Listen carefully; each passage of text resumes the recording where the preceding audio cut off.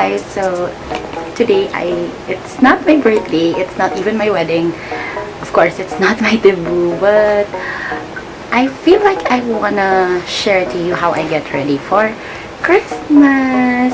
So it's the most wonderful time of the year, and I feel like dolling up myself to create this video to show you how I wanted to look like during the holidays. So this is my holiday look.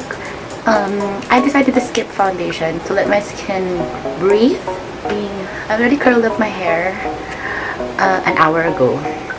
I'll be putting on concealer so that the eyeshadow will stick. Okay. Using Naked and